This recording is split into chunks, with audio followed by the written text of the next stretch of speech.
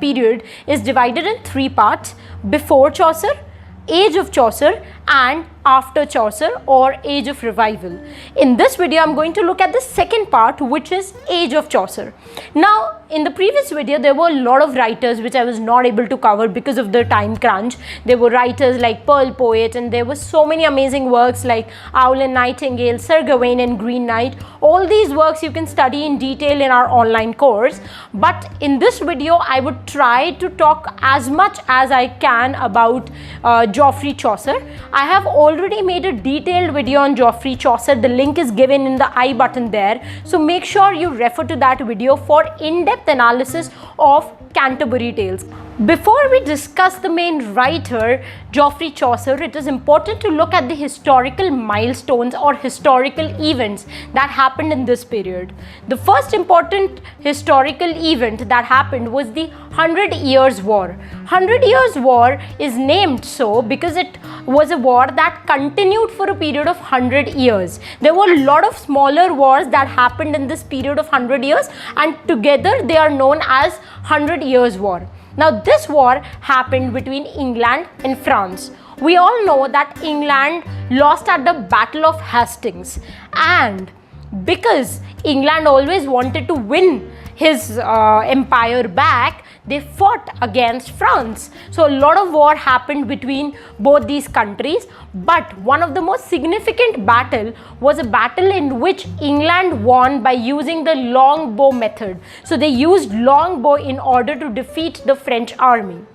Another important historical event that happened was the Black Death. It was a famine that occurred thrice, and in just 5 years killed 1/3 of the European population. It was that bad, that massive. Just like we have coronavirus, because of which the entire world is now at stay, just like that we had at one point the Great Black Famine, which was also known as Black Death.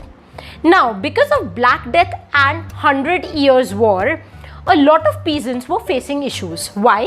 Because peasants were not getting enough money because of Black Famine. A lot of them were dying. Plus, 100-year war was happening, and noblemen were continuously pushing the peasants to give higher taxes so that they can fund the war. Now, peasants were really upset, and finally they started a rebellion which was known as the Peasants' Revolt. Now, this Peasants' Revolt was led by a very important person. I want you guys to put in the comment section who was the main leader behind the Peasants' Revolt, because it is a question which has been asked so many times in net exam, and I don't want you to lose on the marks. So make sure you put that in the comment section below. So this was a brief about age of Chaucer. I tried my level best to do justice with so many important historical events and squeeze them in just this little video. Now let us look at the great writer Geoffrey Chaucer. This man was such a big impact in the field of English literature that the entire age was named after him. We know this particular age from 1343 to 1400 as the age of Chaucer because it was around 1343 Chaucer was born. We say around because we exactly don't know when he was born. So it is always around 1343.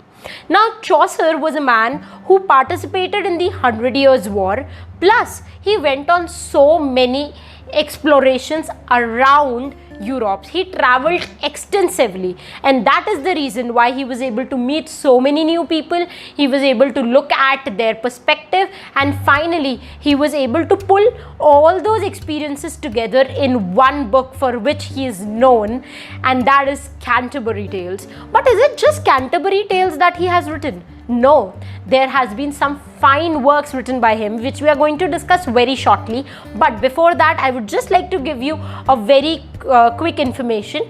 There's a movie, A Knight's Tale. The movie's name is A Knight's Tale, and this movie is based on Chaucer's life, plus based on the Knight's Tale that is there in Canterbury Tales. If you have not watched it, I beg of you, please watch it just after you finish watching this video. This is a movie that is going to give you so much information about Age of Chaucer that you will never be able to forget Age of Chaucer till your death. So make sure you watch A Knight's Tale, and you also remember the fact that Chaucer has travelled extensively around Europe, and that was the reason why he was able to write such a great collection of stories talking about different characters coming from different backgrounds. Now, before we look at Canterbury Tales, I would like to talk about two important works of Chaucer. The first one being Parliament of Fowls. Now, fowls here stands for birds. So, it is basically a story where all these birds are sitting and discussing with each other. The second work is Troilus and Cressida. Troilus and Cressida is a story which was later written by Shakespeare too.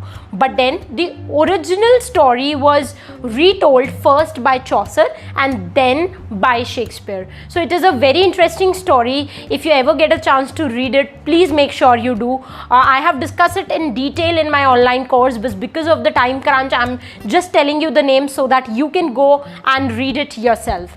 And finally, we have Canterbury Tales, the main work for which Chaucer is known. So Canterbury Tales, as it is said to be tales, it is not prose work, it is actually poetry. So though he has named it as tales, but don't get confused, it's not prose, it's poetry. It's a collection of poetry in which there are different pilgrims who are coming together and going to shrine of Thomas Becket, and while they are going, they are narrating stories, and when they are coming back, they have to narrate one story too.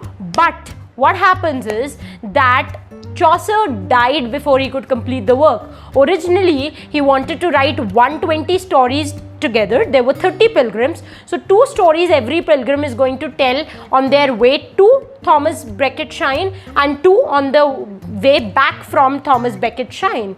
So in total 4 stories, 30 pilgrims, so calculation is 120 stories, but he died before he could complete it. He only wrote 24 of them. Now, I have spoken a lot about Canterbury Tales in another video lecture of mine, which is there in the I button. So just check that video, because I have told a lot of stories in that video. I don't want to repeat it here because I want the video to be short, crisp and sweet. But before you leave, I would like to tell you that Chaucer was such a big man that Charles III, King Charles III, he gave him a gallon of wine every day just because he was so inspired and so impressed by his writing. So every day Chaucer used to get a gallon of wine. Gallon is basically a measurement thing.